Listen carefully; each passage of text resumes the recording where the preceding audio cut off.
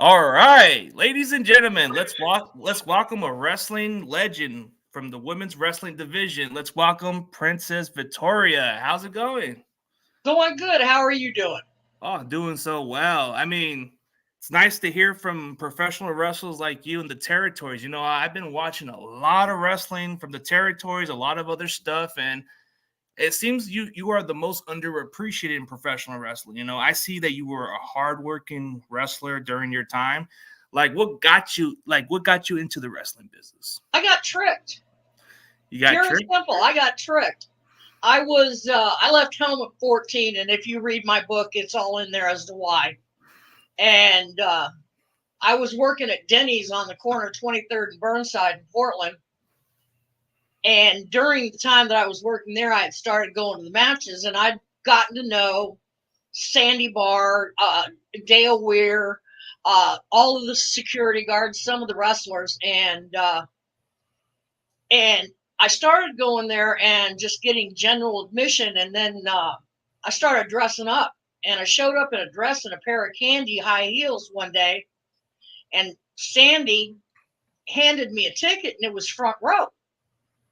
I went, "No, sir." I said, "You gave me the wrong ticket. I paid for general admission." He said, "No, that's your seat from now on." I couldn't figure out how come I was on the front row and the wrestlers kept landing when they got thrown out of the ring, landing at my feet. Um, but like I said, I was working at Denny's restaurant and I quit. The matches were Saturday night when I went to get my ticket. Told Sandy Barr, I said, I'm looking for a job. Do you have anything, open? He said, yeah, you can grab a broom, start sweeping up after the matches, and help the guys tear down the ring. Well, I'm standing there in a pair of stiletto heels and a dress, and I said, I'm not going to be able to help you tonight. So I go back, I watch the matches, go back home. He tells me to show up on Sunday, and I learned how to tear a ring down, set a ring up. And the weekends were pretty much pure hell. Starting Friday, we put the tear down the ring and set up for Sandy Bar's flea market on Saturday morning. Well, there was about 200 plus tables of this, the real long tables, The long and one, these yeah. were the heavy ones that were made out of the particle board. And you, between four of us, we flipped 200 tables, set up for the flea market, run the flea market until what was it, 5 o'clock Saturday night, tear down the flea market, set up the ring, set up the chairs. Saturday, after the matches were over, cleaned up the arena, tore down the ring again, set up the flea market, worked all the way through Sunday. I mean, you basically didn't sleep from Friday until Sunday night. Yeah. I ended up working in his print shop, printing out programs and all that. And one day, Sandy comes to me not long after I started working for him. He says, "Look, I don't know if you know it, but I've got a school for to train people to wrestle professionally." I said, "Yeah." He said, "Look, I've got a girl who wants to train, but I can't have her training with the guys. Can you come in and be a body?" I looked at him. I said, "Well, does it pay?" He said, "Of course it pays." So I'm in there working with this girl, learning how to Greco-Roman, doing sit-outs, takedowns, the whole 9 yards. Running the training sessions were both morning and night, except on Saturday and Sunday. And each training session lasted 2 to 3 hours. And one day, a while down the road, I realized, wait a minute, that girl that I came in here to help, be a body for, she's no longer here. And why was it that Sandy couldn't train her with the guys, but I'm training with the guys? Make it make sense, right? Like it's just. Right. But by that time, I already had the bug. But what really got you influenced? Like, was there like any other wrestlers that got you into it? Because I know as a fan, you probably just had a dream of like doing wrestling, right? Actually, no, I really never thought I never thought I was fit to become a woman wrestler. I actually don't remember ever seeing a woman wrestler, before I was 14 years old. I didn't even know women wrestled at the time. I know that Joyce Grable and who was it? Not Leilani, maybe Vivian Vachon were doing all that at the time. Fabulous But Blue. Yeah, I Fabulous had, Blue. Yeah. yeah, I had just never seen it. But like I said, once I got in there, I've always been an athletic person, and once I got in there, it was like the bug got a hold of me. And it's not anything I can really explain. It was, I'm going to be a professional wrestler. Well, I've always been the type of person, anything I do, give 100+% to it. And I wrestled with the guys for a while. Then Velvet McIntyre came down from Canada, and she started training with me. And Velvet and I trained, I'd say, a good 6 months. And like I said, it wasn't like some of these schools where it's once a week for a couple hours. Monday through Friday, it was morning and night, 2 hours in the morning, two hours at night. And the thing is there were 4 garbage cans, one garbage can on each side of the ring. And it wasn't if you were going to throw up, it was when and are you going to be able to make it to one of the garbage cans. And like I said, I had the bug by then, and Velvet and I trained together until our first match, and I believe that was in Idaho for Ed Moretti. And let me tell you what, that was the longest 10 years in 10 minutes I ever spent in my life. It was, and once, the first time you ever step in a ring and there's people there, because Velvet and I had wrestled matches, dark matches, where there were no people other than Sandy Barr, or maybe, Roddy Piper or Buddy Rose, Ed Wiskowski, because Sandy brought in all the guys that were in the Pacific Northwest at the time. Anyone who was training at that time trained with one of these people at least one, sometimes 2 days. And Sandy's ideal was not everybody wrestles the same. And I want you guys to get the feel to where, you realize that this, Ed Wiskowski doesn't, even though him and Buddy Rose were partners, they've both got a different style of wrestling. And then, like I said, once I had my first match, that was it. There was no way that I was ever going to do anything else other than wrestle. Yeah, became a very good. It's a dream job for most athletes, but you said it became a purpose, so Yeah. it wasn't like something you grew up out of like some fans would. But sometimes you find a purpose, and like you said, there wasn't many women wrestling at your time, so you've only Well, seen very little. You only heard of very little, right? right. And to tell the truth, if it hadn't been for wrestling, I'm not sure I'd be sitting here talking to you today, because, and anybody who reads my book will understand, I had a very, very rough childhood coming up. You And might I need to get ended a up, book for that. yeah. Well, you can get it on Amazon, or you can get it from me, autographed and personalized. Okay. All you got to do is hit me up on my Facebook page, Vicky Otis, private message me. I take Venmo and money orders. If you want one, it's $35 for the book, autographed, personalized, and including shipping. But like I said, once after that first match, wrestling was like a drug. I personally just could not get enough. And Velvet and I worked together in Idaho, Utah, Canada for Al Tonko, Idaho and Utah for Ed Moretti. We worked for Don Owens. All 3 of those promoters kept us as busy as they could. And then one day Sandy came to Velvet and I guess it was probably 9 months into our run in the different territories. And he told both Velvet and I, he said, this is not something I really want to do, but if you two want to continue to wrestle, I got to send you to Moolah. I didn't know who the hell Moolah was at the time. Oh, she was like a big name. She was like, I guess you can say in her division, she was the Ric Flair of women's wrestling. Like she just was a dominant female for many Oh yeah, years. yeah. She comes through hard times. I mean, she started back in 1949. Hard times, yep. Like especially, I think one of her husbands or somebody was abusive or something like that. I And believe that's Billy Wolf. Billy Wolf, yeah, one of those dudes. Yeah, I believe that's Billy Wolf, and he was married to her. They were married, and Lillian caught one of the other girl wrestlers and him in bed. That kind of put an end to that marriage.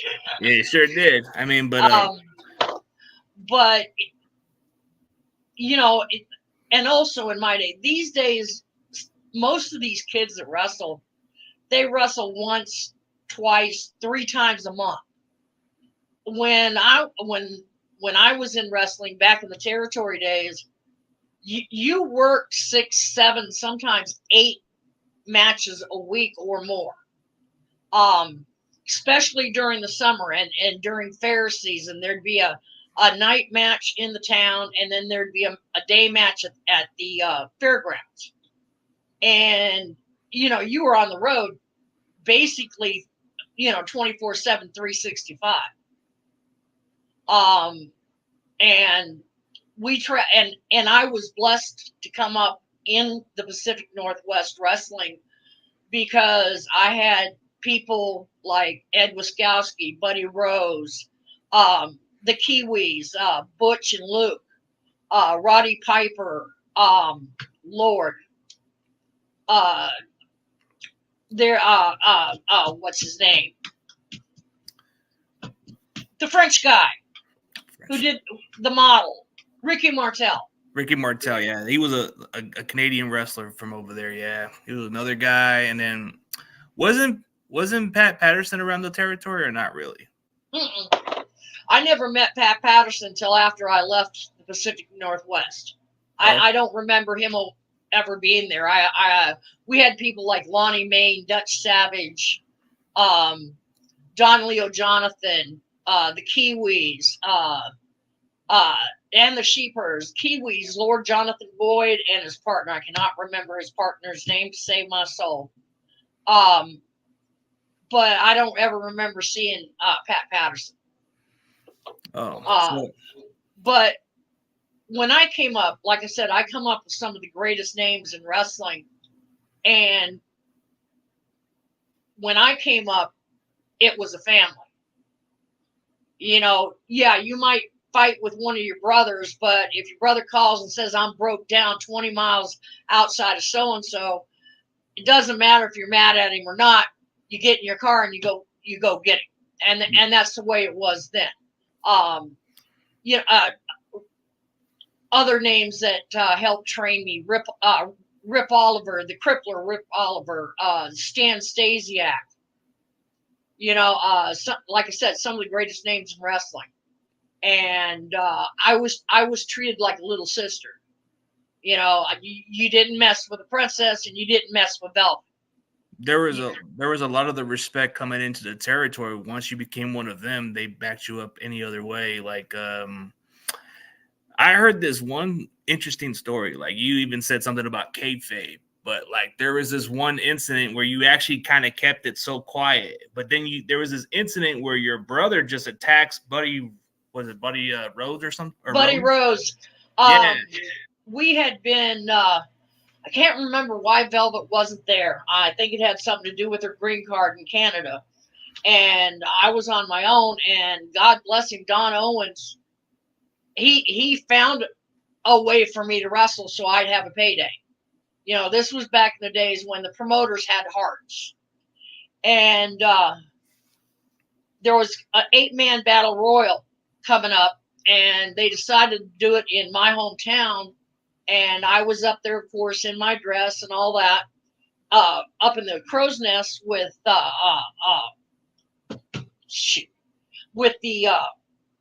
announcer, and I know he's Frank Bonema.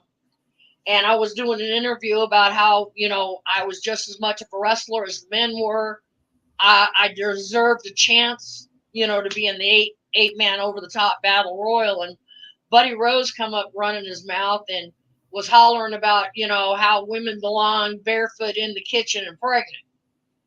And I gently brought him to his knees with a crotch kick. And I ended up in the 8-man battle royal in Salem.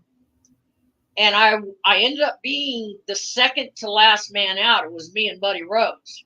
Interesting. Yeah, that was like one of those matches where he got a lot of heat for that.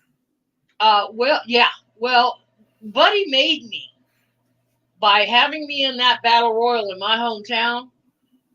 Any one of the guys that were in the ring, Tommy Rogers, Jay Youngblood, Ed Wiskowski, Rip Oliver, any of them could have stood up and said, if she's going to be in this match, I'm not going to. And it would have only took one of them to do it. And then, of course, Don Owen would have pulled me out of it. Not one of them did anything other than, come on, kid, let's go. The 8-man over the top battle royal, like I said, and I knew I was a woman. I knew my limits. I'd back up one of the other male wrestlers throwing people over the top rope. But it ended up coming down to me and Buddy Rose, and Buddy ended up throwing me into this brick wall, and him and Rip threw me so high I was well over 5 foot in the air when my head hit the brick wall, and I slid to the ground, and my head was busted open. And I was laying there, and all of a sudden, out of nowhere, comes my brother Doug, and he straddles me. And I had been teaching him how to box, and he was in perfect boxer stance. And he looked at Buddy Rose. He said, "You touch her again, you son of a bitch, and I'll kill you." Well, of course, Sandy had to have the security guards come and get Doug. And when I went into the dressing rooms, everybody, all the wrestlers, who was that? Who was that? I said, that was my little brother, Doug. And I wish I could have told him how much respect there was for him in the dressing room that night. But one thing I never did was smarten up my family. Yeah, kayfabe was something that you kept low key, even if it was legit or not. You try to keep it to the character. And well, not only that, why would I take the joy that they had in wrestling away from them? And that's what you'd be doing. That's what I would have been doing if I had smartened them up. And I wouldn't do that. And that night I had to sit down with my brother, and I said, look, you've got to understand, this is my job. Wrestling is my job. No matter what happens to me in that ring, you cannot touch any other wrestler that is anywhere in that building. You have no rights to touch them. That's my job, and you can't do this again.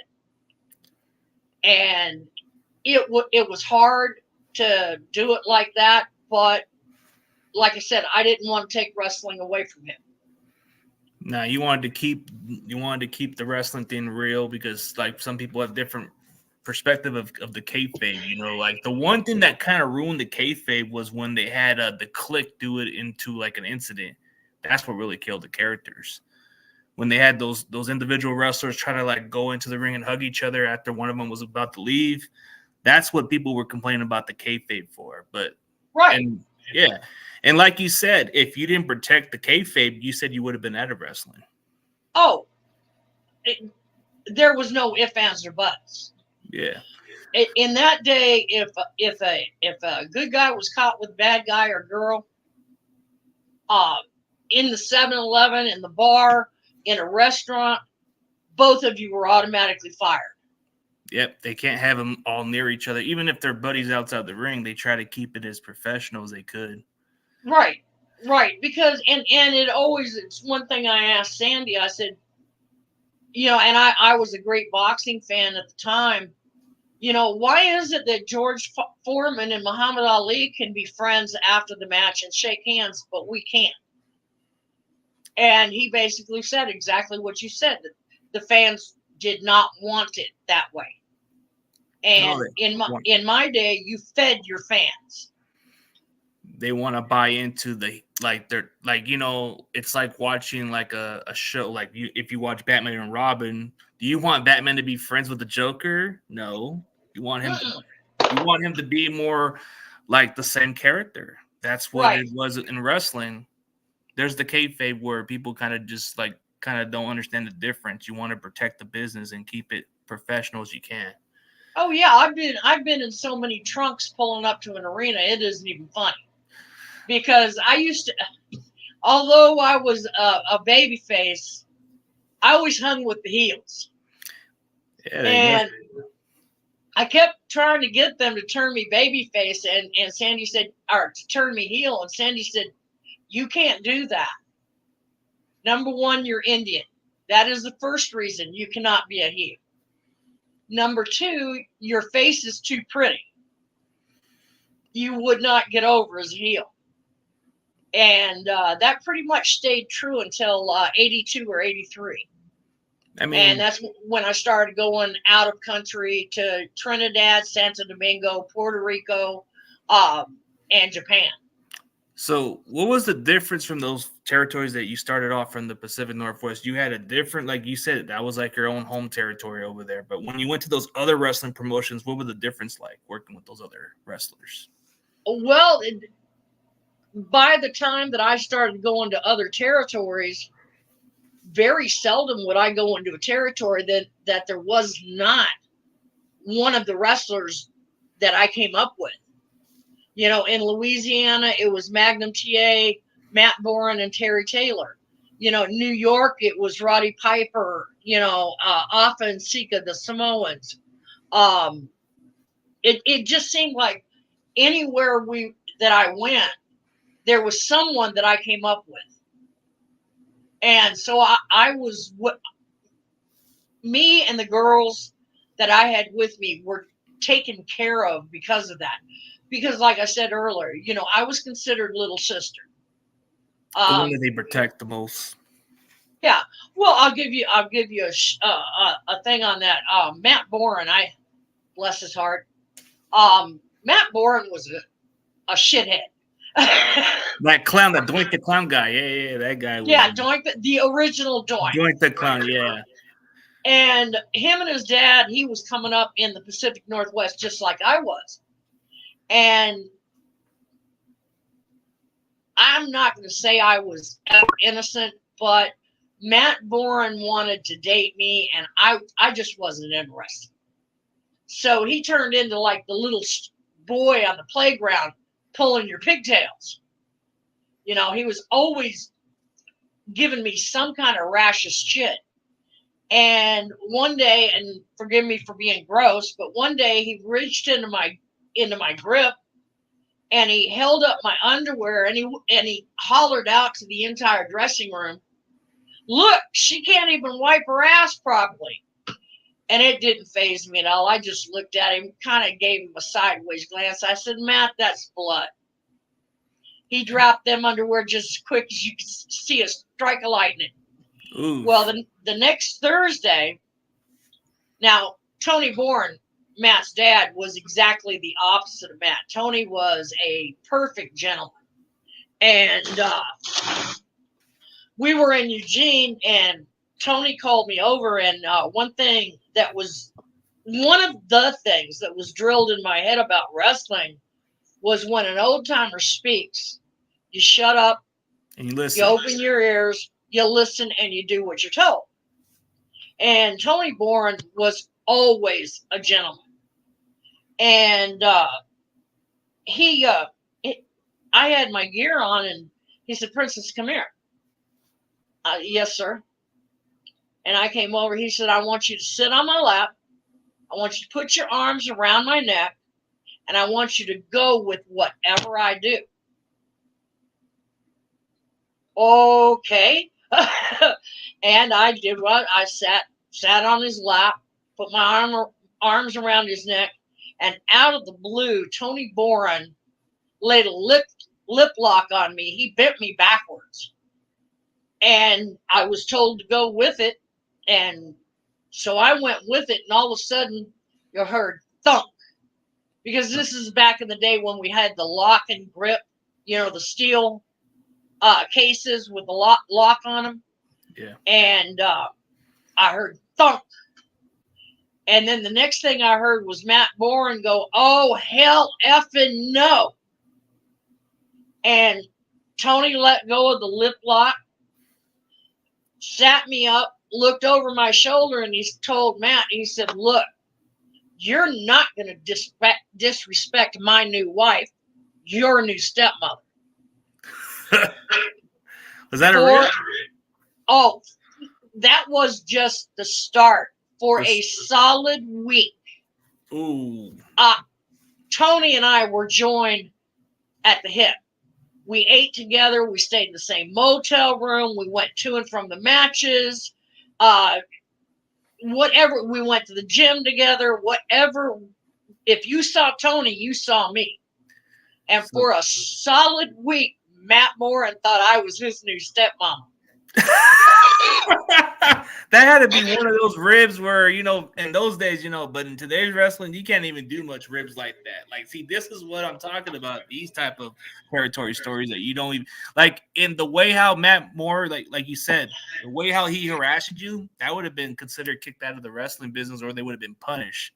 But those were different times. But wow, that kind of rib, he really thought you were going to be the stepmother. Oh yeah, he thought for a solid week that I was his new stepmama. Oh, and wow. And what's really sad is I was 3 years younger than him, I believe. Oh wow. And that I never heard of that story until you told me that. That sounds, see, that's what I like about these territory stories. But so what was the difference between training with Sandy Barr and Fabulous Moolah? Was Moolah kind of like pushy, or was she a good trainer? Moolah had nothing to do with the training. Oh, she didn't? The entire 3 years that I was at Moolah's, I never once saw her get in the ring and train with the girls. I saw her walk out, talk to Donna Cristantello, and then go back in, or sometimes she'd stand there and watch, but Moolah never got in the ring. Donna Cristantello, Joyce Grable, Judy Martin, Leilani Kai, we were working out in the gym, and they're the ones who had anything to do with my training. But I really didn't need any training other than getting used to, a few different things that the girls did, the guys didn't do. But Moolah still got her $1,000 for training me. So she basically didn't do nothing. She just put you in like one of her little, like, I guess they had like little like places, cabins, yeah. Yeah, they were bunkhouses off of Fort Jackson. They were literally, military housing on the base. Yeah, they were. And they got new housing. They were building new housing. So Moolah bought, let's see, 1, 2, 3, 4, at least 5 of those, and put them on the property. And sure. they had anywhere from 2 to 3 bedrooms. Yeah, a lot. Like, there was just like a cabin of places like that. It's like kind of going to one of those little camp places that you would go to, like certain places where you would be at and all that stuff. Think about this. Even if I was on the road and not at the property, I still had to pay my rent. Now, Moolah had anywhere from 2 to 4 girls living in each one of those places. 4 girls at $300 a month. And those times that was like a lot then. $1,200 a month per cabin is what she was collecting, on top of the 25% that we paid her for a booking fee. Damn, $300 a month for each of you guys, but it was $1,200 for you guys separately together. Yeah, it was $300 a month, no matter how many girls there were in the cabin. $300 each. Whether it was 1 girl, 2 girls, 4 girls, everybody paid a flat $300 a month. Now, to me, I had the nicest one because I was living with Donna Cristantello down by the barn behind Moolah's house, and my back porch actually overlooked one of the ponds. And I used to throw my leftovers out in the water after, leftovers that had gone bad out in the water. And I had these damn fish and turtles trained that all I had to do was cast my shadow over the lake, and they came running because they thought it was dinner time. But like I said, $300 a month, no matter whether you were there or not. Yeah, that was the cost, and plus she was getting money out of it. And I don't know, there are certain women's wrestling that have something against her, and then there's some that kind of defend her. Like, what do you think of Moolah's legacy as far as a wrestler? Has she been like one of those women's wrestling that's kind of been like, I've heard she was like training a lot of wrestlers, but like you said, she wasn't in present of your guys' facility. No, it was the names I mentioned. That's who was training the new girls. Oh, okay. But as far as Moolah is concerned, I've got split vision. Okay, Moolah the wrestler came up hard in this business, and she deserves every bit to have been. Her name should have never been taken off of that battle royal, because Moolah the wrestler was one person, and she was a hell of a wrestler. Lillian Ellison, her alter ego, the manager, was a lying, manipulated, self-centered thief. And I have no respect for that person. But Moolah the wrestler paved the way for people like me. Yep. A lot of women's wrestling would have not been where they were if it wasn't for the likes of Moolah. There was Mae Young, quite a few other female wrestlers, but you came into the business just with a purpose. But what was it like? Did you ever have any other interaction with Moolah as much often? Oh yeah. She had me to the house. This is a cute one. She had me to the house, and I guess she didn't know how much of a country girl I was. Now I walk into the house. She says, "Sit down. Have a bowl of squirrel soup." I dug in. I don't know what made her think I wasn't going to, but she'd pull crap like that, and she didn't like Katie, the midget, Katie, Darling Dagmar. Darling Dagmar? Yeah. While I'm sitting there eating squirrel soup, Katie was at the stove boiling a whole chicken for Lillian's poodle. Lillian's poodle? Yeah. The dog actually ate better than us girls did. Oh, wow. But that squirrel soup, I guess she tried to like get you something nasty to eat, I guess. Oof. No, that didn't bother me a bit. I was raised. You were raised tough, so it didn't bother you. My granddad hunted, it could be squirrel, deer, you never knew what he was going to come home with. I learned to eat everything, if it's edible, but I'm not so Southern that I scrape the 3-day dead possum off the road and cook it. I mean, but you were tough skinned for that. So, I mean, for her to give you something that bad, you would think it would flinch you, right? But no. I guess. Oh, she had every intention that I was going, oh no, I'm not eating that. I pulled the chair up, ate the first bowl, and asked for seconds.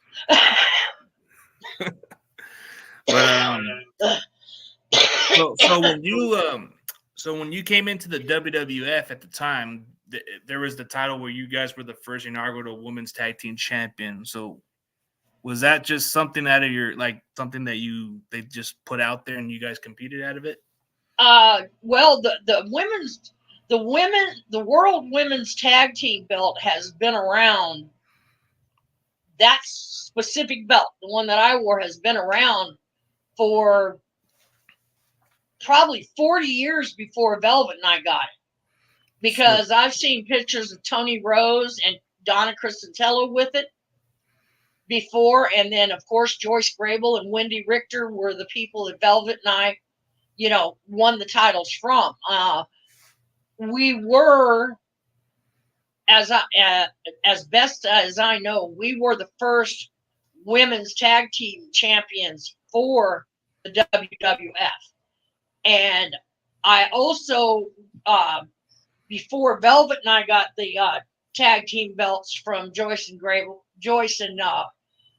Wendy, I had Sabrina, Wrestling's Wonder Girl, as my partner in Louisiana, and we wrestled against Joyce and Wendy there, and Sabrina and I took the tag team belts from them, but it was about a week, maybe 2 weeks later, we had our first match between, me and Sabrina and Joyce and Wendy, and we lost it back to them.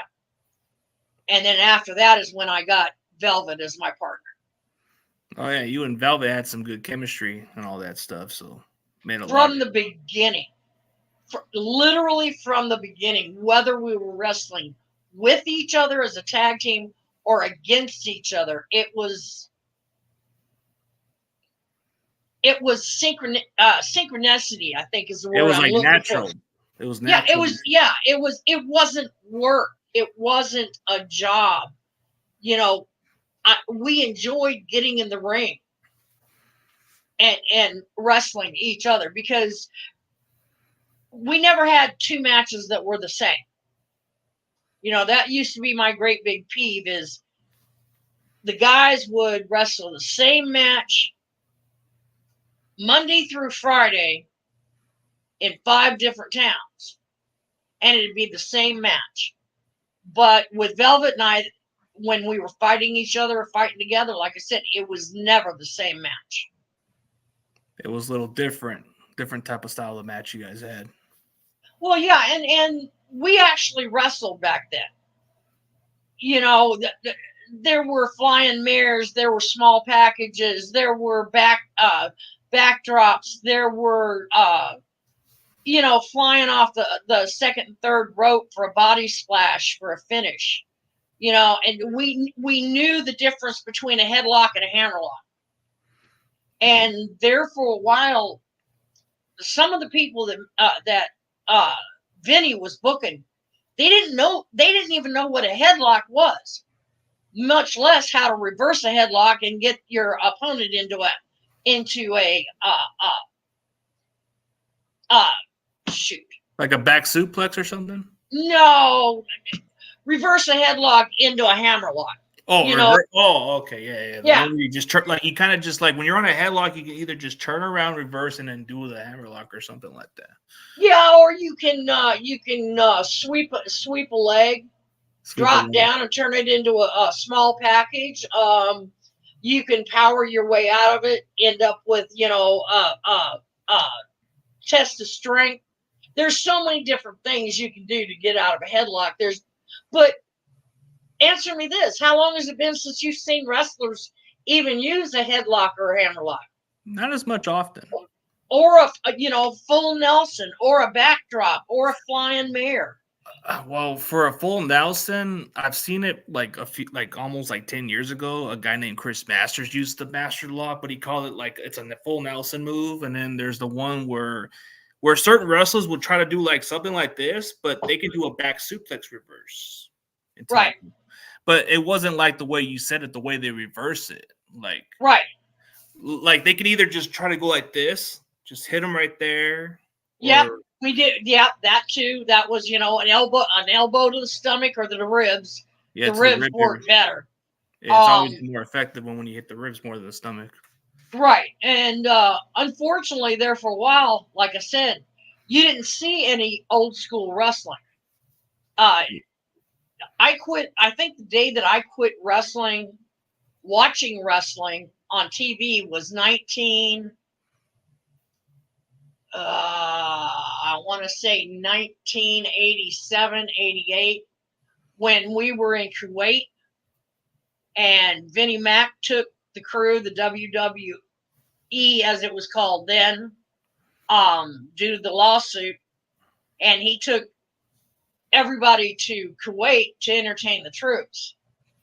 And what I saw then, I have not watched but one match on that's come out of the WWE. What he did was just both things that I saw that night were just totally disgusting to me. Triple H was Santa Claus, and they kept talking through this how the three girls, and I'm not sure which three girls it was. You can look it up. They kept talking about this competition, how the winner of the competition was going to be Triple H's Santa's Little Helper. And I went, okay, we're going to have what we referred to a wrestle-off. These two girls wrestle. The winner of this match wrestles the third girl. The winner of that match gets to be Santa's Little Helper. And they came out to get in the ring, and of course all the boys, all our soldier boys went nuts. They had these short little Santa coats on, which I have no problem with because we've all had those type of outfits. What almost caused my DLP to get a foot put through the screen was when they took off the Santa coats. They had three triangles and butt floss. And I mean butt floss. You could see both butt cheeks right out there. And little triangles here and here. And they were in high heels, and instead of wrestling, they started dancing. That was like during the Attitude Era too. That's when they started making it all rated R stuff and all that. So it's like right. That's when they made them into like mud wrestlers, or kind of like how they had other matches like the bra and panty matches and different type of stuff. But it was kind of disrespecting the women's wrestling then. It was totally disrespecting women's, and I don't blame it on the women. They were doing what they had to do to get a paycheck because this is what Vinny wanted. But Vinny was the one who signed the bottom, the last signature. And like I said, when they did that, I almost put my foot through my 55-inch DLP. Ooh. The next thing that came on was May and Moolah's match, where they had these schoolgirl outfits, the white shirt with the tie and the plaid skirt, and the finish was that either Moolah or May would sit on the girl's face, and because her private area stunk so bad, the girl passed out, and they pinned them. That was like one of her matches she got over too. And there was some other matches where there was like some of the segments where Moolah would always try to flirt with the GM or something, or right, other wrestlers, which was kind of a weird part of the show. But yeah, I can see. Yeah, and then May gave birth to a hand. That just never made sense. Like the Mark Henry one, right? Wasn't it the one with Mark Henry or something? I believe it or not, I didn't know about it until somebody sent me a clip. Yeah, because like I said, when I saw that, when I saw not only the girls for Santa's Little Helpers, but May and Moolah and what their finish was, that was literally the last time I ever watched WWE. And it's and I don't blame you. The product just doesn't seem as good as it once was. But like, oh, this is a good question right here. What was your best match you've ever had? My best match.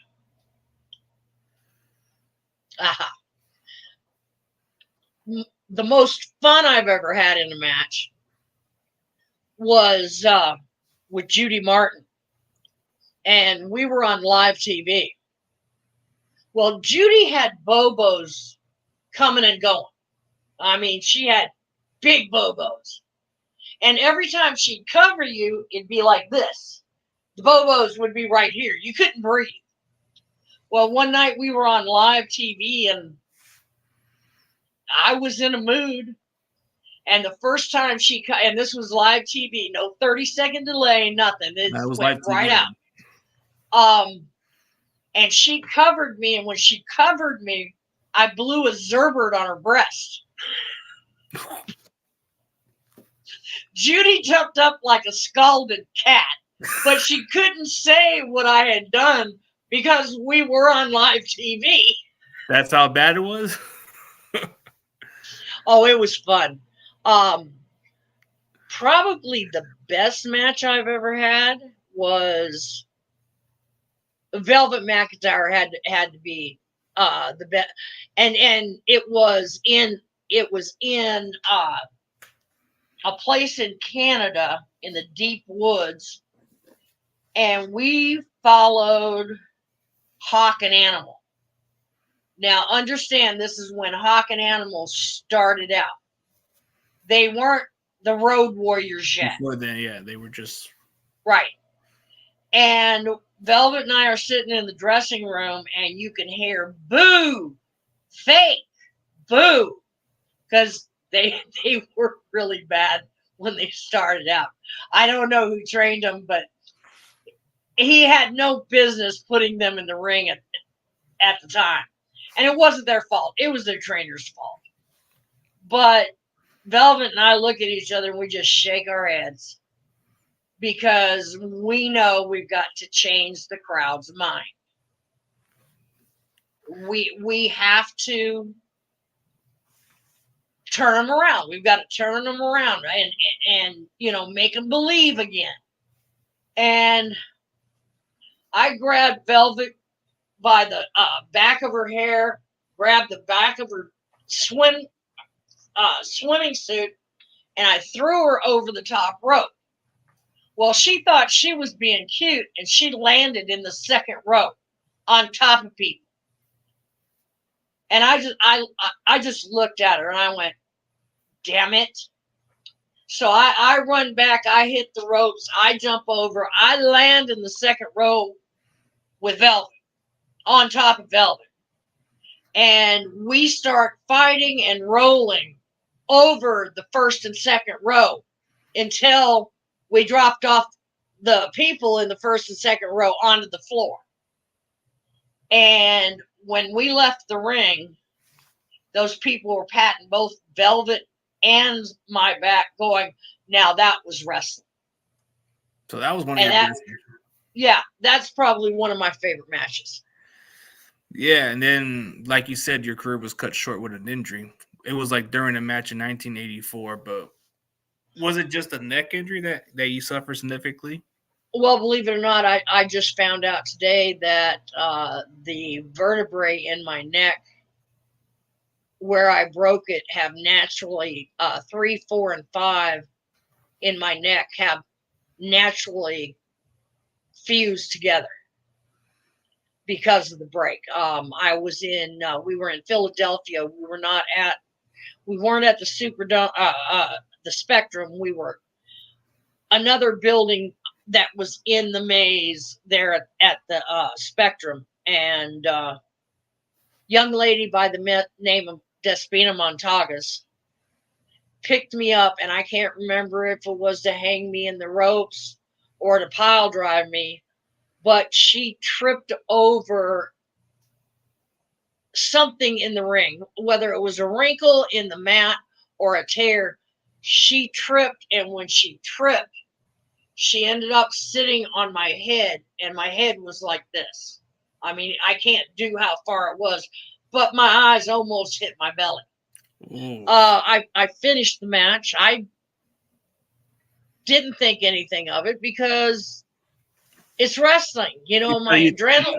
Yeah, you thought you would be okay. You thought you would be okay naturally because of the pain, like you said, the adrenaline. But then once you found out it got worse, it takes days or weeks to find out. Well, I actually found out that night. I finished the match. Of course, Velvet and I won. Went back to the dressing room, went to bend over to unlace my boots, and I felt this searing pain from like mid back of my head all the way down my back. And I sat back up straight, and like just about every other wrestler I've ever known, well, what damn muscle have I pulled now? So I'm sitting there for a few minutes, and I go, and this is all I remember is I remember leaning over to unlace my boots. The next thing I remember is looking up. I figured out I was on a gurney because there was an EMT over here to my left, and the ambulance, they were headed right towards the ambulance. Between there and me getting to the hospital, getting put in a room, getting examined, to this day I still can't remember it. I remember then that the doctor said, you're going to have surgery on your neck. And I said, you vultures. And I remember, I don't know if I thought it or if I said it out loud. You vultures ain't going to touch me, because I had seen more than my share of wrestlers who had had neck and back surgery. And 100% of them were in worse pain after the surgery than before. Then the next thing I remember is, and for the life of me, I do not remember getting out of the hospital in Philadelphia and going from Philadelphia to Moolah's place in Columbia. Total blank to this day. It's gone. The next thing I remember is I'm walking from my house to the barn, which had the ring, and I remember Moolah telling me, all right, we're going to see if you can take a bump. And I remember taking that bump, and I remember screaming, and I haven't wrestled a day since that day that I broke my neck. Yeah, in those days, the technology was not that good with the surgery, but nowadays, certain athletes can recover a little better than they used to. Oh, yeah. The open heart surgery is nothing these days. Operating on somebody's neck or their back. They're using titanium now instead of, there's, believe me, in the last 40 years, it's come a long way. Yeah, if it was during your time, I think you would have still wrestled a little more longer than you would have done. I don't know that that's true. I wish it, because, I loved wrestling. I miss road trips to this day. I miss the fans. I miss being a part of wrestling. But Things happen for a reason. Things happen for a reason. If I hadn't broke my neck, I'd have never met my first husband, my ex-husband, which means I would have never had my son John. Also, I would never have met my soulmate, the love of my life, my second husband, Jack Coptis. And he was either pissing me off, making me laugh, or holding me when I cried. I mean, he was my total soulmate. So that would have been two very, very special people that I would have never met if I hadn't broke my neck. I guess like they say, sometimes it happens for a reason. Like, certain athletes I've grew up watching over the years, a lot of them had short career injuries because of the devastating blow. But I remember meeting this one guy who's from the local area of Fresno. He used to go under the name Icky Woods. He told me he had a devastating injury and he was never the same. But he was a good running back for the Bengals. Cut short with a torn ACL. In today's different era, yeah. Yeah. Well, back in that era, they didn't, even the NFL didn't take care of their product. Yep. How many years, what year was it when the players finally sued the NFL? Yeah, because of health reasons. Yeah. Yeah, to get medical insurance, get retirement funds, all of that started. And from what I recall, the NFL didn't even fight it. They just turned. They were at the table within a week, and they went, you know what, you guys are right. We're making all this money. Well, same thing happened with Dipwad, Vince. Vinnie Mac. Vinnie Mac. And him and Stephanie, and I've actually got the court records. Someone sent it to me. They got the court records and they sent it to me. Vinny and Stephanie actually stood before Congress and said they had never seen or heard of a wrestler that had a life or career altering injury. Well, you were one of them. Which means I didn't break my neck in the ring working for Vinny. Oh, you did. You know, Owen Hart didn't drop 85 feet, and there's other wrestlers that have had heart attacks and died in the ring. The amount of injuries that I know other people have had, and for them to stand up before Congress and deny that fact, it's just, you know, and he doesn't, he'll give somebody money to go to drug treatment, but he doesn't take care of the people who get injured, you know, who their careers are over. There's nothing left. They put their bodies out there for that person, and they're not getting compensation for their health reasons or other stuff like that. Like he said, they didn't even acknowledge the injuries for certain wrestlers. Right. Yeah, and like you said, the NFL didn't hesitate. They just did it immediately once they saw that. So yeah, they didn't even let it go to court. Because they don't want to, but I guess Vince is such a court guy, like he doesn't care for the court or something. Well, it's like when Judy got all the proof that Moolah had been stealing from us girls. Basically, what Judy found out that, and she had help from Arnold Strickland, and she got copies of her checks. And us girls we had a ledger. You know, what town did you work in? How many miles between the town? What was your payday? And Judy got a hold of some checks, canceled checks. And what it came out to prove was that, say we made $250 at an arena working for whatever promoter you want. Well, Moolah would only write down $125, and then out of the $125, she would take her 25%.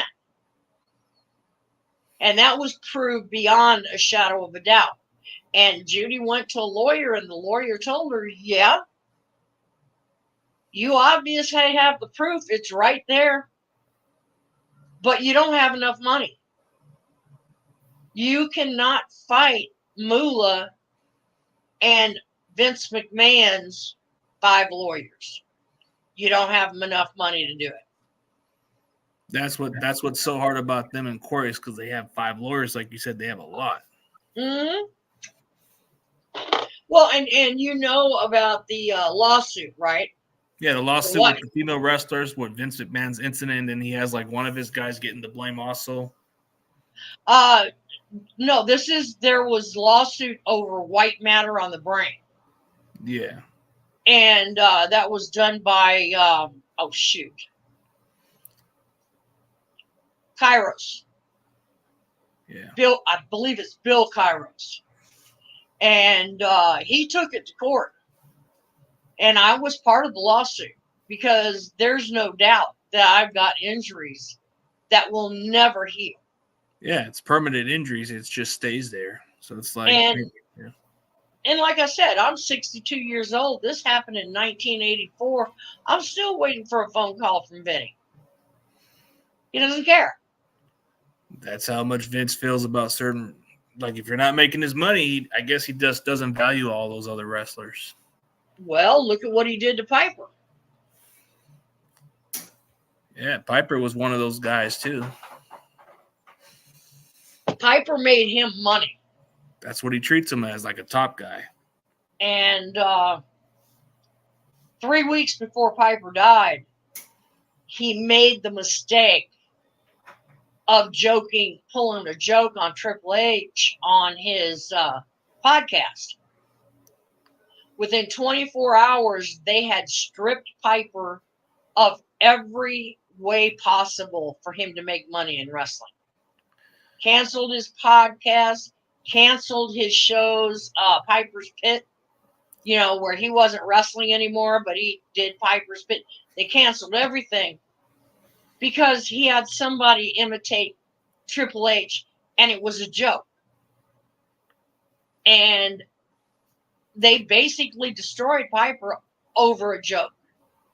Yeah, and I think Piper had good sense of humor too when it came to like the way he was in the ring. He was a serious competitor, but a jokester, from what I was told from other wrestlers. Oh yeah. There was a story I tell on every podcast, and during the great Buddy Rose Roddy Piper feud, Buddy Rose and Piper were tag team partners, and then Buddy Rose pulled a dirty trick on Piper, which immediately turned Piper into the biggest babyface anybody has ever been in the Pacific Northwest. I mean, within 20 seconds, people went from wanting to kill Piper to wanting to hold him and cradle him like a baby. Like a quick turn, just like that. It was 20 seconds. I kid you not. 1 minute, they would have drawn and quartered him and done it slow so they could hear him scream. And the next minute was like, don't you touch him. Piper just became a quick favorite just right off of that, I guess. But right. Yeah. So he gets up in the crow's nest, on this feud, and he's talking junk. And Piper, you never know what's coming out of that man's mouth.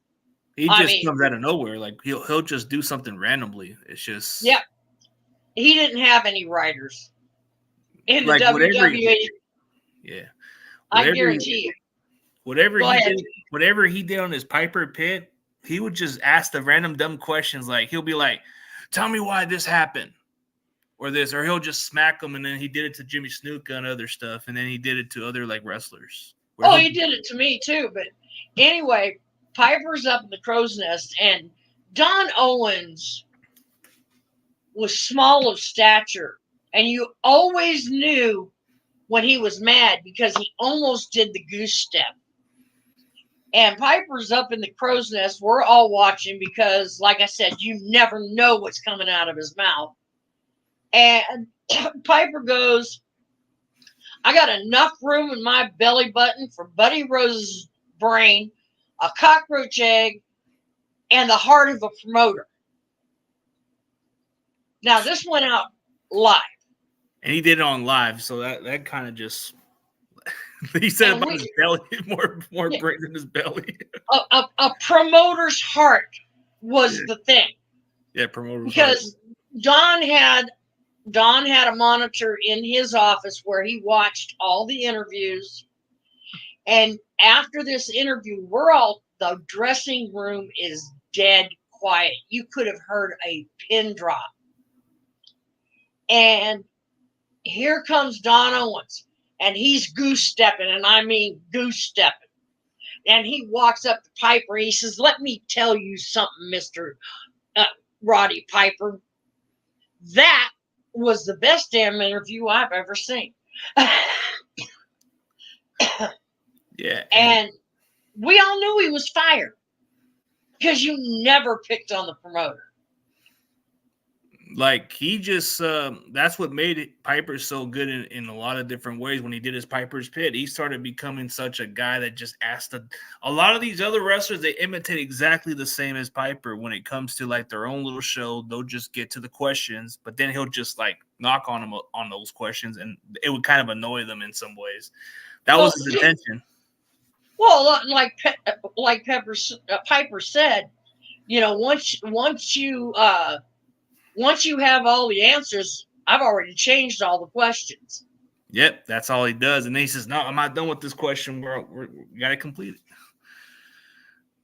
it." But anyway, that's the crew I came up with, and I did Piper's Pit one time, and I'll send you a link to it.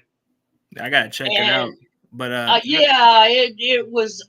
I shut Piper down. ooh, I gotta see that one. I had Piper with his jaw hanging. And when Velvet and I went back into the dressing room, they're party like 1999, getting slaps on the back, getting my head rubbed, getting my ponytail picked. Was that the Cyndi Lauper one or no? No. That was a different one.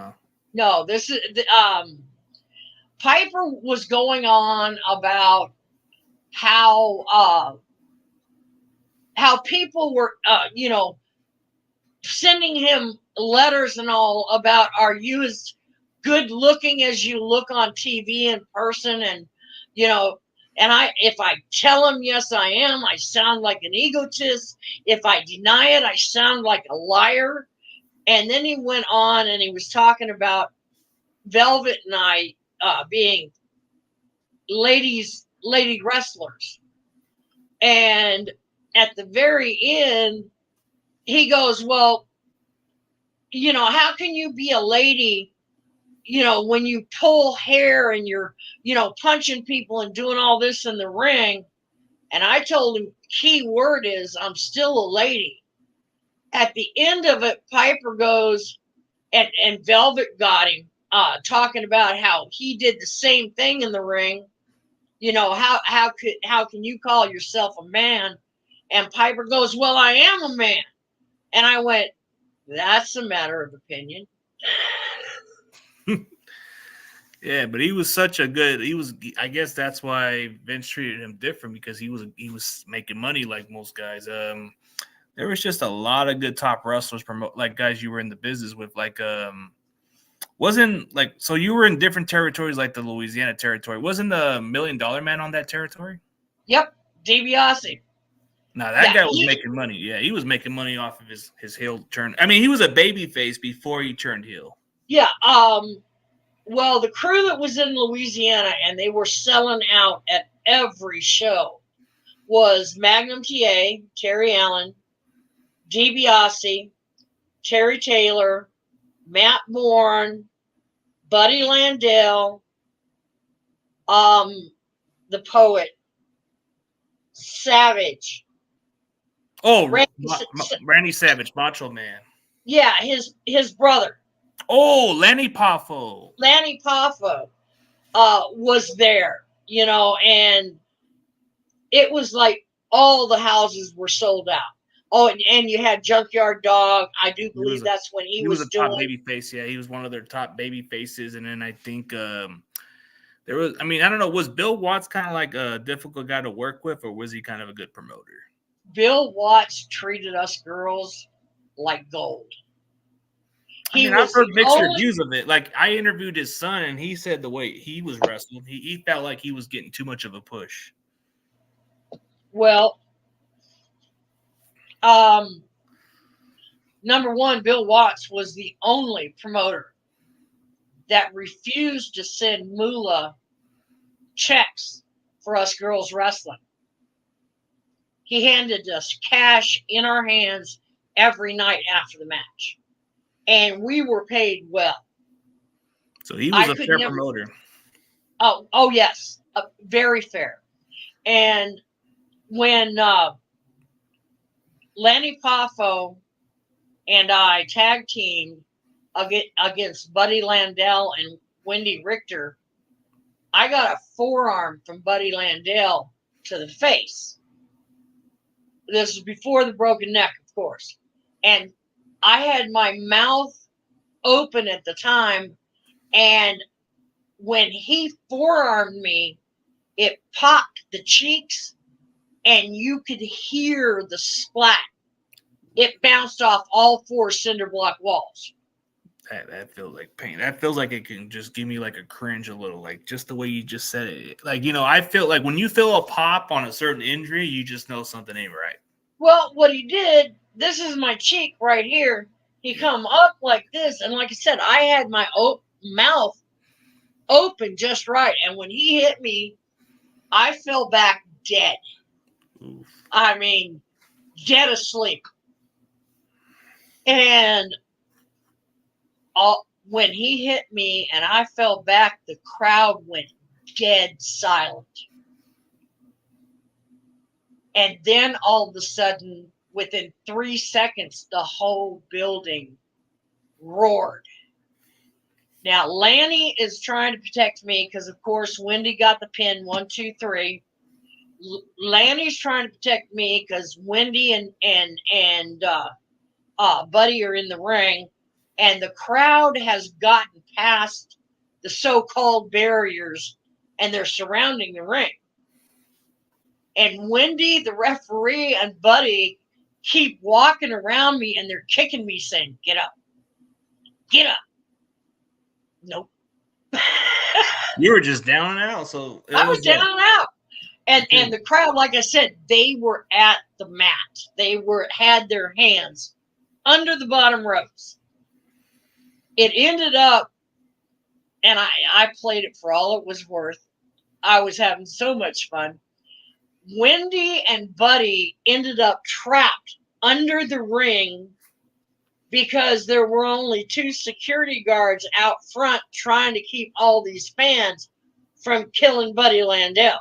Oh, wow. Like, I mean, 2 securities wasn't going to cut it. You had to get more than that. But well, there were more, but they were over there. The match was almost over. They're over there getting ready. There's 2 for each one.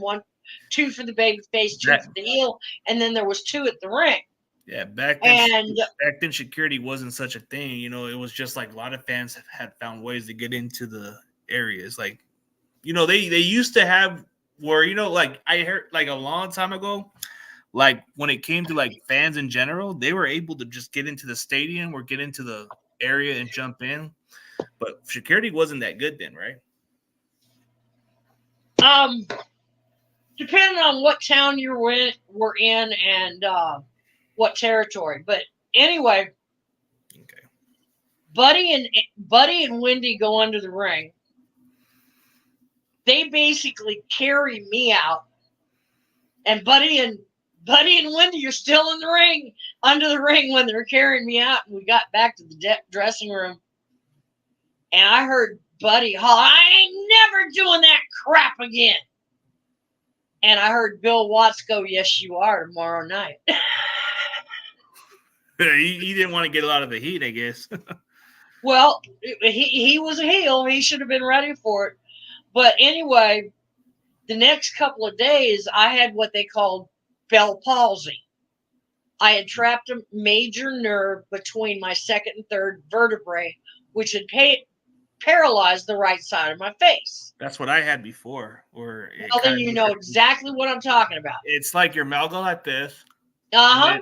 And then you feel like your eye, and then you can't even close your eye on that part. Right. I mean, and I didn't do anything about it. Like, I mean, in my day, it was okay. It'll fix itself. It always does. But I woke up one morning, was putting on my makeup to go to the arena, and I realized that my right eye had started to droop. And get to the arena, I'm in the dressing room, in the bathroom with big mirrors, touching up my makeup and crying because I realized this is not going to fix itself.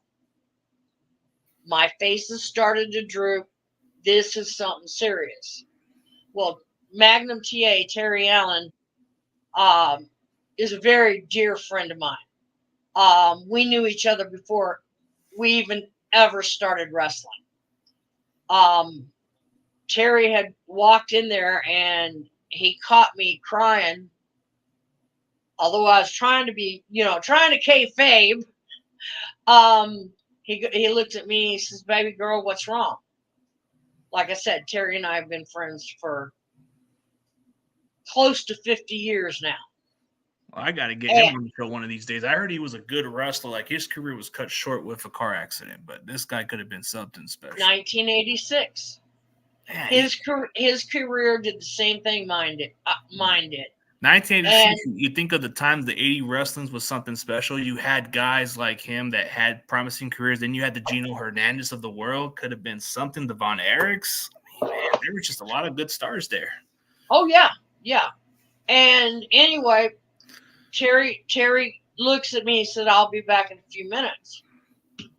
And he, of course, when I was in the territory, like I said, it was me, Terry Taylor, Matt Boren, I think Fidel Cortez was there too, and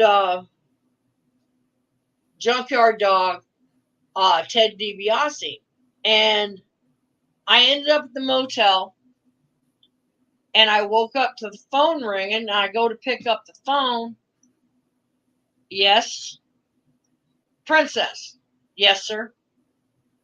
Who is this? He says, Bill Watts. All right. I've set you up with an appointment with such and such a doctor at such and such a place at such and such a time today. If you don't go to see this doctor, don't bother showing up at the matches tonight.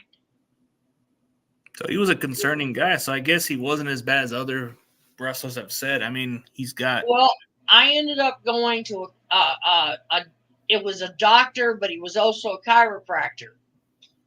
And I never saw a bill for it. Not once. That's how good Bill Watts was to us girls. And the chiropractor helped me because within 3 days of doing what he told me to do, I had the feeling back. What he gave me was there was chin strap, and then there was 3 gallons of water on a string, and you'd throw that 3 gallons of water over the top of the door, and you'd sit straight like this, and it literally pulled up on your head, and it allowed the nerve to escape. Also, that was a different type of thing. Like I remember when I had it, I had to get something more like where I put something under the eye patch, put some type of medicine towards it, and it took a few days for it to recover. Oh yeah, I'm sure. But that was Bill Watts, and I know there's been a lot of things said about Bill Watts, including, and this is the one that gets me, is that he's prejudiced. If he's prejudiced, how the hell did Junkyard Dog end up in the top matches? He was one of his top guys. I mean, he was like the one. He was the one that had the draw, and he put him over. I mean, there was a lot of wrestlers. Even Stevie Ray respects him a lot too. Right. And Junkyard Dog bought his first Mercedes from Bill Watts. And like I said earlier, Bill Watts refused to pay Moolah our money and let us just take draws and the money be sent to Moolah. So I guess Moolah didn't enjoy Bill Watts as much. So I guess that's probably why she had a. Yes. Yeah. Yes. But you said you worked in Puerto Rico and Japan. So what was the other difference of the experience over there? Oh, I love Puerto Rico and Japan.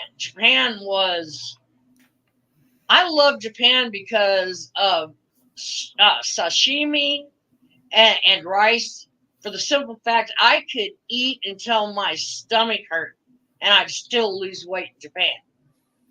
I also love the girls. Wrestling with Jaguar Yokota and Mimi Higuera.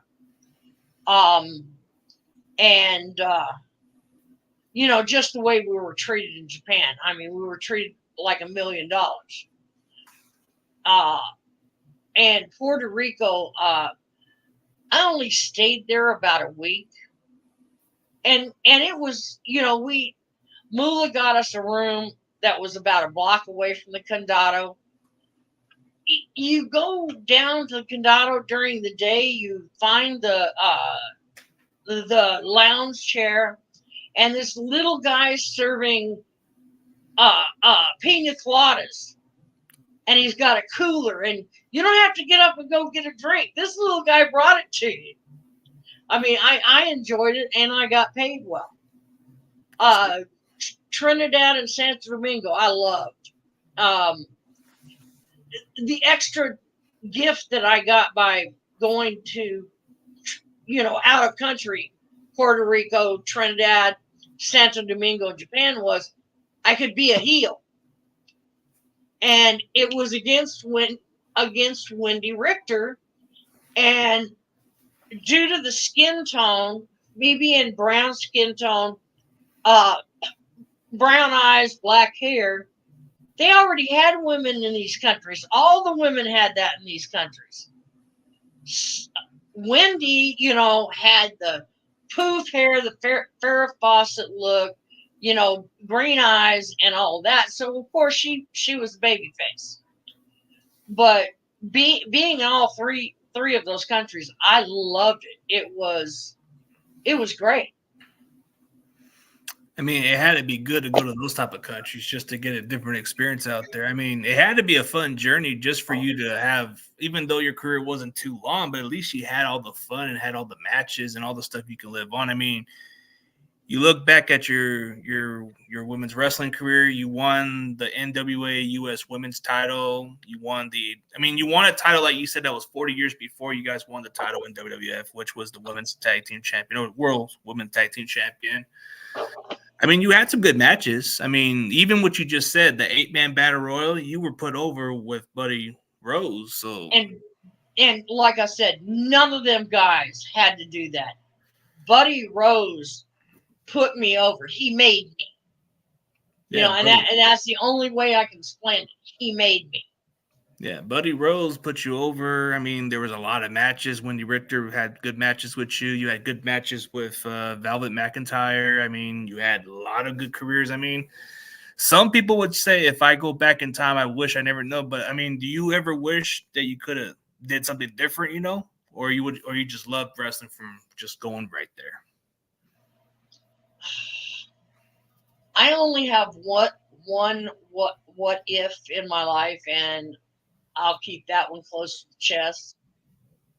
But like I said before, if I hadn't broken my neck, I'd have never met my first ex-husband. Yeah, that's always the, it happens for a reason. Sometimes you find a purpose, sometimes an unfortunate accident happens, but sometimes you find blessing out of it and go out of the positive, Exactly. And you never know what the reasoning is. And it took me, I held a grudge for a very long time about my broken neck, because I was on top, and at that point in time, I was doing a lot of single matches. Very good possibility that would have been me and Wendy, against each other for the title. But if it hadn't been for the broken neck, I wouldn't have my son, and I would have never met my husband, Jack. So, like I said, I've got one what if it in the category, but the rest of it, no. There's no regret whatsoever.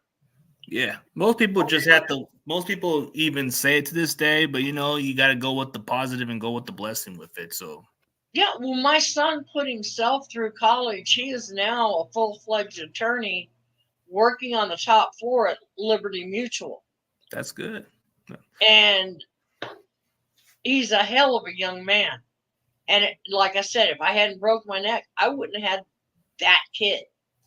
I may have had another kid with somebody else, but I wouldn't have had my son. So, like I said, I hold no regrets with my neck being broke. The only regret that I do have where my neck is concerned, and it's not so much a regret, it's more or less anger, is the fact that Moolah told everybody, and I mean everybody, all my brothers, my trainers, the whole 9 yards, that the reason I left the property was because I went to prison for dealing cocaine. That seems like a made up story, right? That has to be like false stuff. Well, but when I disappeared, the way that she got rid of me, my heart was literally broken. And I didn't have enough common sense like Sherry Martell to call my brothers and say, hey, look, this is what's happened. I need to work. And that's what happened with Sherry when she finally got away from Moolah. That's what Sherry did. But like I said, everything is for a reason. Yeah, everything's for a reason. So, like, since your wrestling days have been over a long time ago, what's Princess Victoria been doing nowadays? Well, I wrote a book. It's called, let's see, that's my book right there. It's called Princess Victoria: A Tale of Tears, Tears. Triumphs, and Turnbuckles. You can PM me on my page. I can personally autograph it, personalize it, send it through to you, including shipping. It's $35. But be aware that the first 70 pages are of my childhood, I mean, and seems it's rough. it's rough Very childhood. I rough. mean, you had to grow up in a rough childhood, but like the way the title just says, the trails in the native tribe thing, I kind of have special blood with the native because I was born in the state of Texas and I'm a Comanche tribe, so it's like we come Hello, from brother. we come from a brotherhood. But living in California, it's been nice here and there, but mixed with Latino, but native mixed in the tribe. So Right. but wrestling's been something that's kind of inspired me as a youngster watching it, but had opportunities, did school wrestling, but just wasn't in the cards. A lot of severe injuries. I just couldn't stay healthy. Right. I mean, Well, I did like semi pro football for a little bit, but then ankle injury derailed me, and I just couldn't play no more. so what did you end up doing? I do security work. I do different type of construction work where I just work night shifts and Right. been married for 5 years, so it's kind of been a rough patch where I'm kind of like just making some ends meet and doing whatever the best I can. I do this type of platform for fun, so it's like it's never money for me. If I do it for the passion. And watching a lot of wrestlers during my time or before my time, it makes me appreciate what we got in this world. Right. And what a lot of people don't realize is, and even with the wrestlers today, if you look at my generation of wrestlers between 79 and 80, 85, 86, there are maybe, with all of the wrestlers I came up with in the Pacific Northwest, there are maybe 5 of them left. Because, well, everybody else is dead. Yeah. And they're dying at an average age of 60 years old. They're dying to aneurysms. They're dying of heart attacks. A lot of people, when they first see that a wrestler's died, oh, what did he overdose on? That's not true. That there are the few that do overdose. Matt Bourne, unfortunately, was one of them. But overall, 90% of wrestlers don't overdose on drugs. They die of a heart attack. They die of angina. They die of, brain aneurysm. And like I said, there's maybe 4 or 5 left alive that I came up with. I mean, Velvet McIntyre's still around, so I'm pretty sure I can get a good story out of her. I'm working on getting her on podcast. She's finally, after 2 years of being a nag, she's going to get her visa. And everybody needs to keep a watch out, because when Velvet and I get together at whatever Comic-Con or WrestleCon it is, the first time we get together is going to be the first time that we have been in the same room since the night I broke my neck. Man, a long time ago, and I guess a reunion is something sweeter. You guys had good matches. You guys won tag teams together. So, and what puzzles me is, in all that time that we spent stuck in a motel room together, stuck in a car, 24/7, Velvet and I have never had an argument. Never. We've had a disagreement to where she goes left and I go right, but we've never had an argument. Now, she's got to be an angel in disguise, not to have at least one time wanted to punch me in the face. I mean, I don't know. Like, it must have been pretty difficult to work with certain other people, but I guess some people just have ways to handle differently, Right. Well, that was always the atmosphere in my car. For a while, the last couple of years, I had a station wagon, and everybody rode with me, and it was always calm in my car. Yeah, we might have been a rockin' to kiss, shaking our fist, got the windows down. But it was always calm, always fun. It just, like I said, there was Velvet, Judy, Joyce, Wendy, and Leilani. That's 5, me including 6. There was always a combination of us together in my car. I mean, if you look at today's wrestling, which kind of woman do you feel like kind of reminds you a little bit of yourself, or you don't watch much wrestling, like you said? I've been watching a lot of the independents. Charlie Pierce is one. There's so many girls that I've watched that are in the independent wrestling, not wrestling for Vince, that are actually wrestling, and they're not doing the TNA. They're wrestling. They're doing reverse hammerlocks, the whole 9 yards. Sumi Sakai is one of my favorite with ROH. I used to love watching WOH on ROH, Women of Honor Wrestling. Hang on a minute. I've got a piece of paper here somewhere. He's got the names. Klein. Kelly Klein. Sumi Sakai. And Charlie Pierce right now are the 4 that I can come up with in my mind. But if you guys see a women's match coming up in a town near you and it's independent, please go watch, because these girls are striving to be what Velvet and I were. And they're not doing the TNA. Yeah, they might have a 2-piece outfit, but there's maybe 2 inches of their belly shown. They're not doing the bathing suits and the crap that Vinny had going on.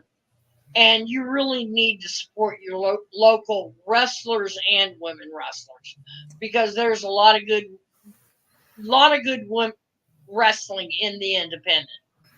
Yeah, I've checked out a lot of something with the West is what I checked out on some wrestling stuff, and I know a guy who does that territory. And he's another, like, I guess he's like a friend of my. I guess my friend's cousin. I was trying to work on an interview with him, but he has like so many bookings on that show. But I mean, yeah, a lot of the local wrestling, they do kind of have some good talent. It's just they need to get that one break to go into a bigger business. And usually they start off Exactly. in that small territory. So I guess where you were coming from, that territory was locally. So you started off the local way and then you started building up slowly. Yeah, it covered all of go Idaho, Utah, Washington, Oregon, British Columbia, not Montana because the towns are like 1,000 miles apart. If you see two cows in a day, you're lucky. Uh, That was a but yeah. yeah, it was. I wrestled a lot in the Pacific Northwest for a lot of good promoters. Yeah, long like it got you towards where you wanted to go to, but we've been going good on this stories. I like that. I like how you kind of went through that path, and actually, for a lot of people, you got to work somewhere to get to get where you want to go. So it's like gotta start somewhere. Right. And Right. yeah, we've been going And on for almost 2 hours at least. I oh mean, my God. almost 2 hours, but it's like an hour and 36. But still, I enjoyed your stories. I enjoyed your wrestling career. I'm starting to check more of your matches, and I'm like really amazed. I'm like, wow, she didn't get much recognition, and even with your tag team, like you were talking about, it's like I try to show other people about the other wrestling, and they kind of like more of that wrestling better than what we saw in today's wrestling. Right. I mean, I wish I was there during those days. I would have at least liked to watch the 80s wrestling or those other guys. I mean, the Gino Yeah. Hernandez, the Von Erichs. I mean, you had so many different guys, like even Bibiowski before he became who he was. I mean, there was just a lot of different wrestlers. Oh yeah. And it was straight up like we said earlier. It was straight up wrestling. Yeah, It wasn't all the drama, all the as the stomach turns crap. It was wrestling. yeah, And I'm seeing a lot of the independents going back towards old school wrestling, and I think it's a smart move. it sure is. And yeah, it sure is in a promising direction. But hey, thank you for your time. This has been going on pretty well. Maybe in the near future we can work something out. I know you got a busy schedule, but I'll reach out to you about the book or other stuff. Sounds good. Just PM me. Um, Thank you for having me on, and you have a great evening. Oh, you too. And happy Thanksgiving, everybody. Happy Thanksgiving, Princess Victoria. Nice to see you. It's great to